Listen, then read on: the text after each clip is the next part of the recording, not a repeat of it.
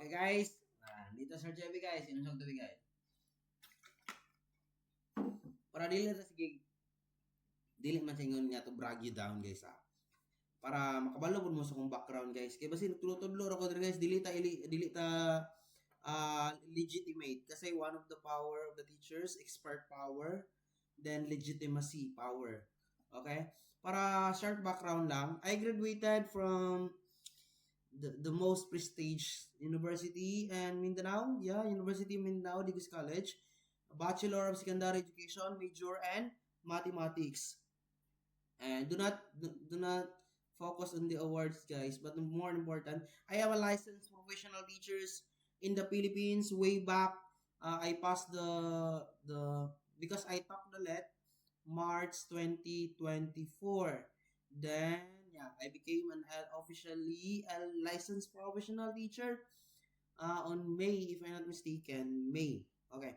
Yeah, I graduated Best Ed Mathematics magna cum laude and my let rating is 90%.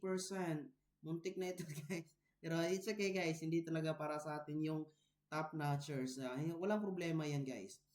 This is my awards, yeah. You can check it for your own. Yeah, this is my award. Yeah. Yeah, and we have research published guys online. The title of our research, Students' Attitude Towards Research, a Confirmatory Factor Analysis. Yeah, and I am honor graduate LGBT professional level. And I also presented our research before second international conference on arts and sciences. Yeah, that's my short overview background about my professional professional development and professional career and etc. And let's proceed guys. But today guys, hindi mo na higher mathematics kasi I know mayroong mga elementary especially sa aming kapitbahay. I hope makita mo ito kasi I really made this video para sa iyo. Para kasi masasali kasi siya ng competition guys this Friday. That's why I made this video now para makita niya ito tomorrow by God's grace. Thursday pa o ma-review niya kung ano yung possible na lalabas sa competition division level. Okay? Without further ado, this is Sir Jebby from Indonesia, International Mathematics Teacher. Okay. Now today we will talk about fraction. And that is very common in familiar topic. Okay? Find the fraction. Now, let's begin this with our activity. Now, on the next slide, you will see a fraction and two different pictures or fractions with a hand signal above each word. Make the hand signal for the correct fraction, and you can do like hand signal, for example, left and right. For example, this one.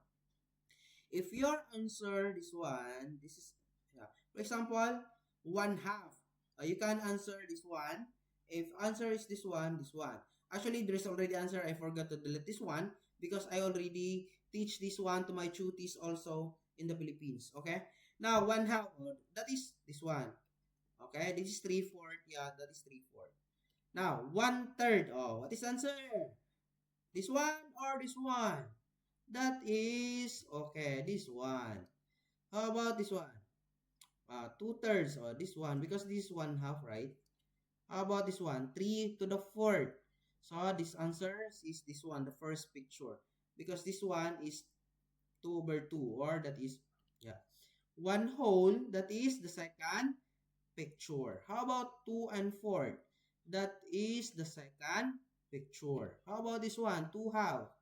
That is the first picture. 1/4. That is the second picture. How about this one? Introduction to Fraction Math Session Tutorial with Sir Jebby. Okay? Sir Jebby guys, signing in. Now, let's proceed. Okay? Elementary, high school, grade 7. This is for you. Especially mga math majors yan.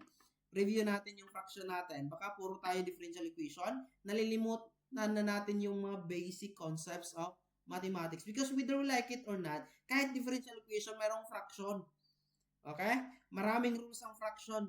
Okay? Now, but before that, for example, what is really the fraction? Okay? Math major, this fraction bar, right? We call that fraction bar. But, merong lumabas sa board exam general education. Ano yung other term ng fraction bar? That is what we call vinculum. I do not know the correct spelling, but that is vinculum. You can check the spelling. That is vinculum. Okay? Kapag sinasabi nating fraction, a numerical quantity that is not whole number. Example, 3 over 2, 1 half, 3 over 4, yeah. 1 over 8, this one. For example, this is pizza. Pizza pie. Kapag kinain yung isa, then that is 8 slices. 1, 2, 3, 4, 5, 6, 7, 8. Yung total, always, that is our denominator.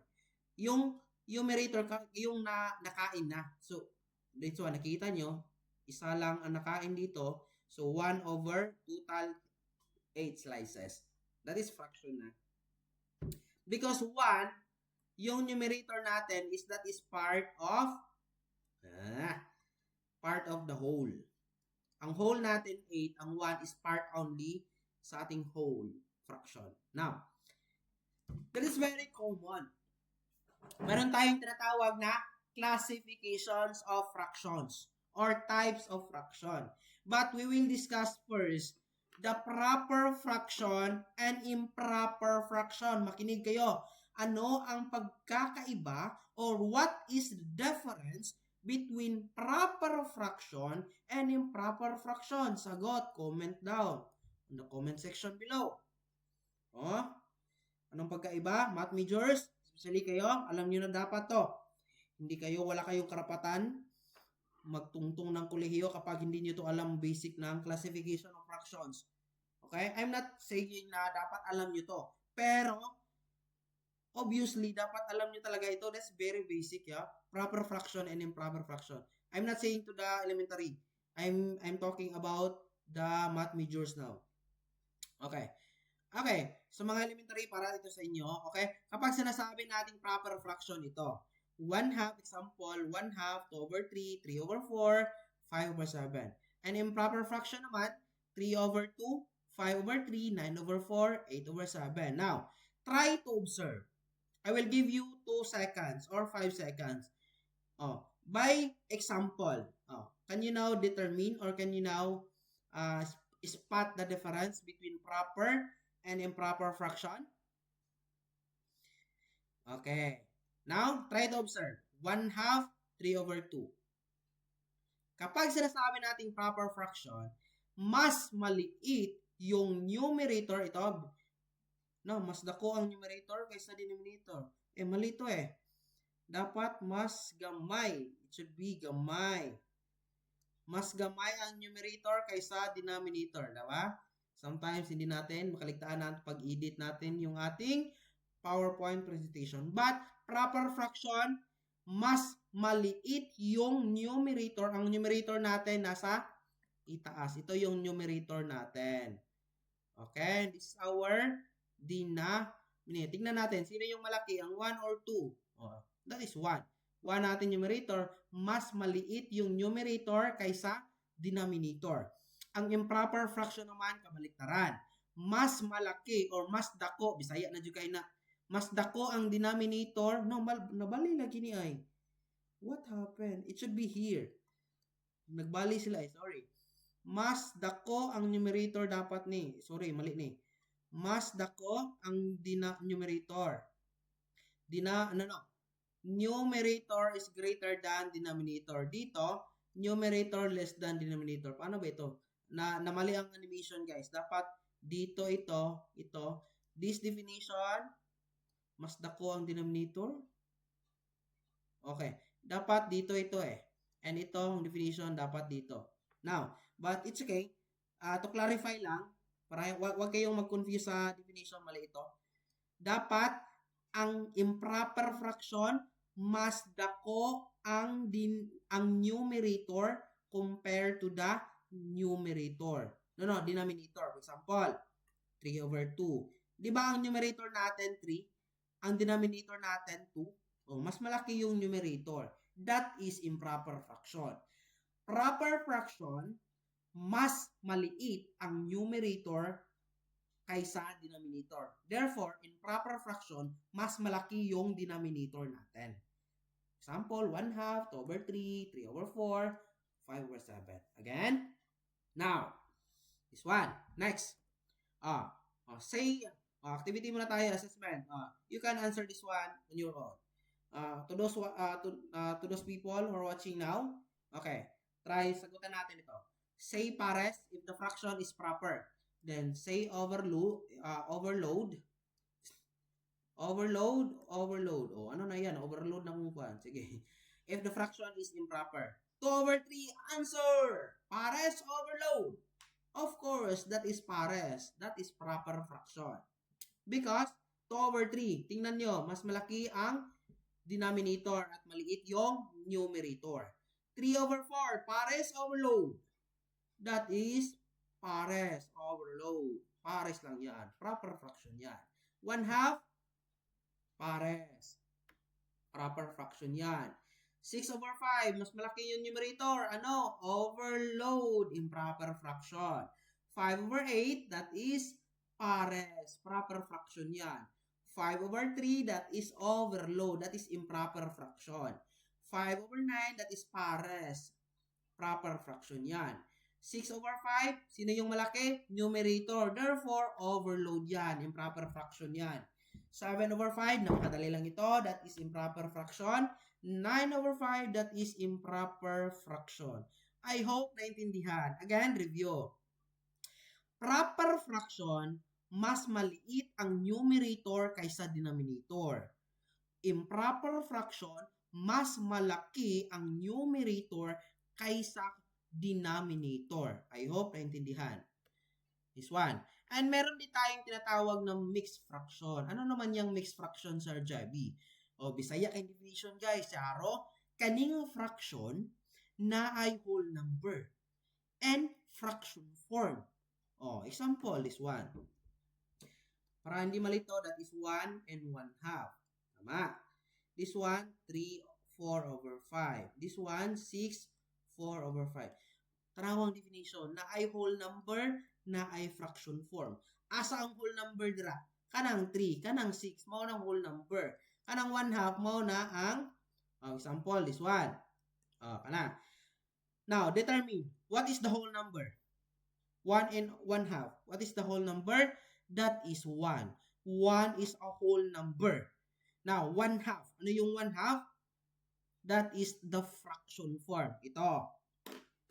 Kapag sinasabi nating mixed fraction, merong whole number, merong fraction form. Kagaya na ito. 1 over 1/2. Again, 1 over 1/2. Ang 1 is whole number, 1/2 is fraction form. Now, but tanong Sir Javi, paano natin how to transform mixed number into improper fractions? Always remember, not all fractions, okay? Ito, Bisayaon na nato. Dili tanang fractions, hindi lahat na fraction, not all fractions. So, we'll use three language for the benefits of everybody.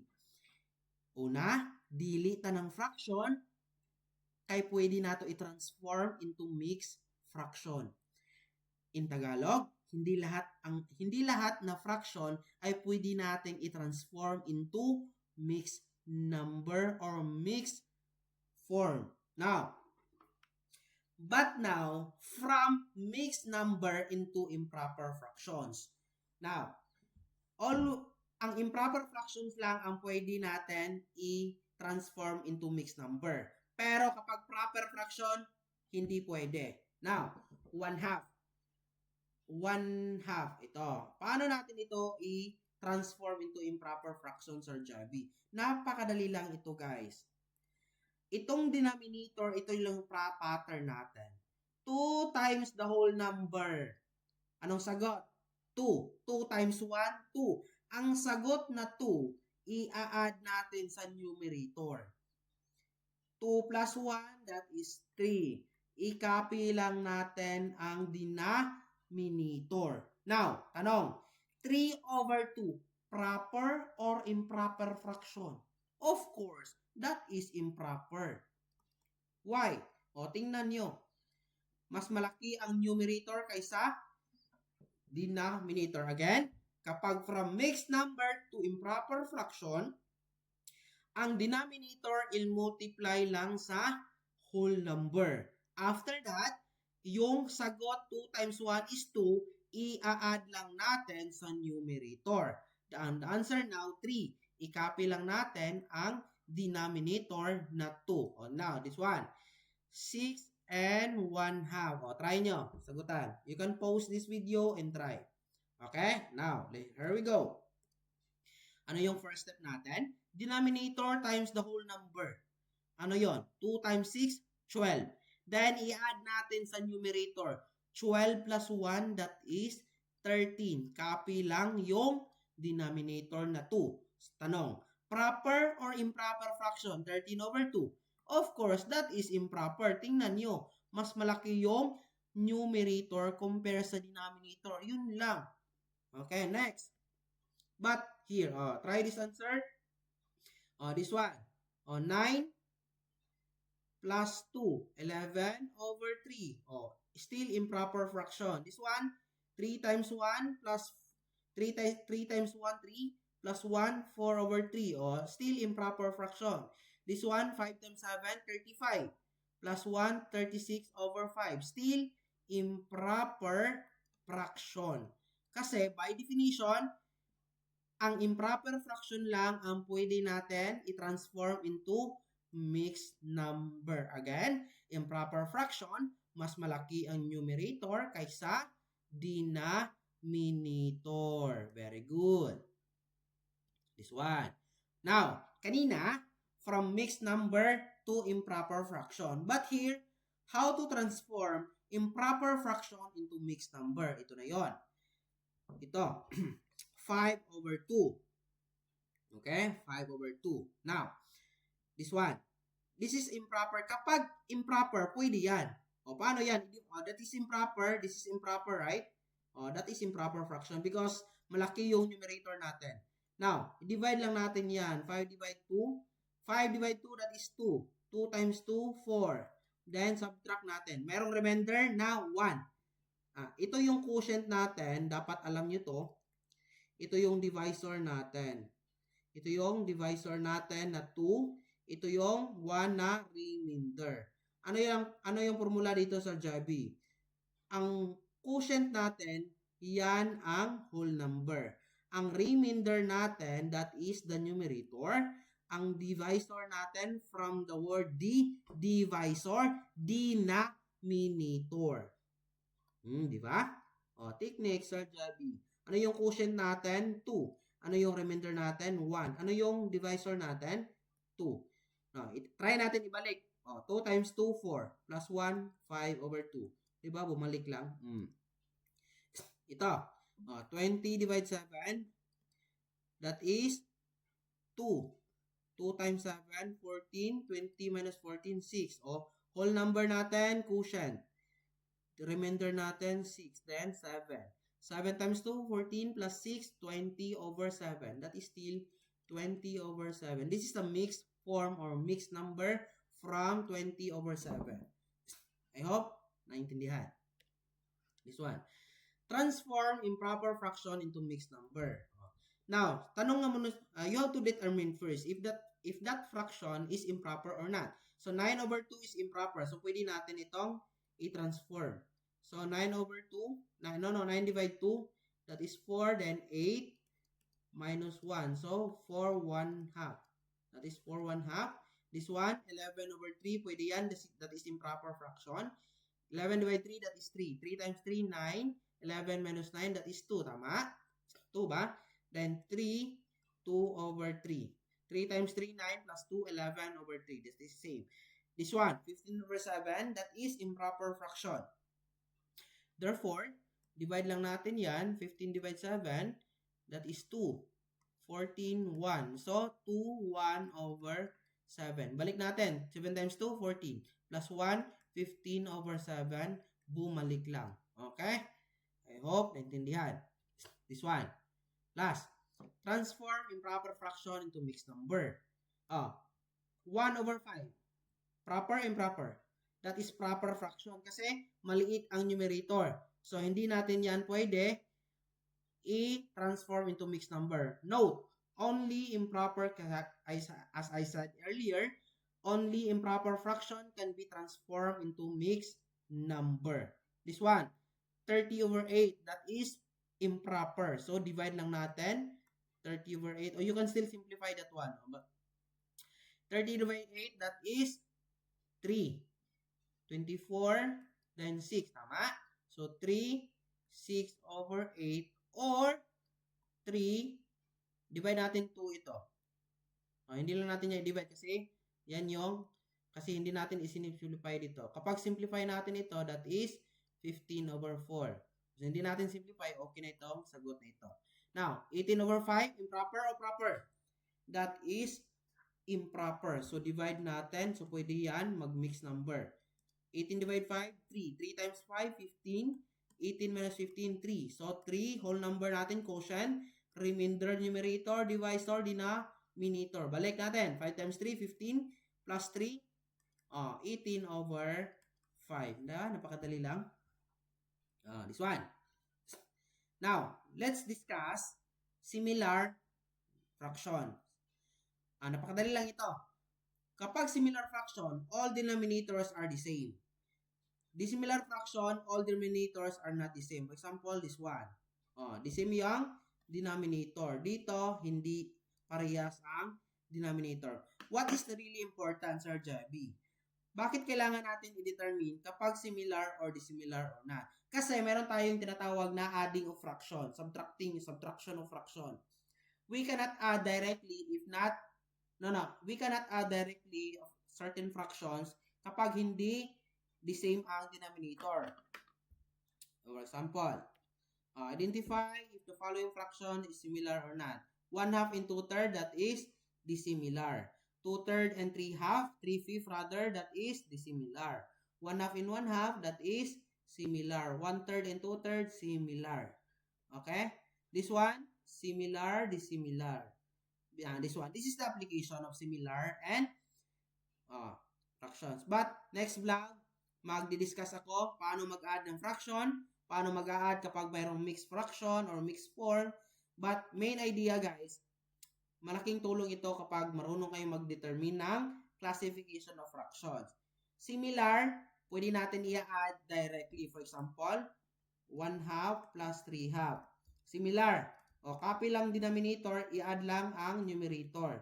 So, 4 over 2 or 2. Example is 1/2 plus 1/3.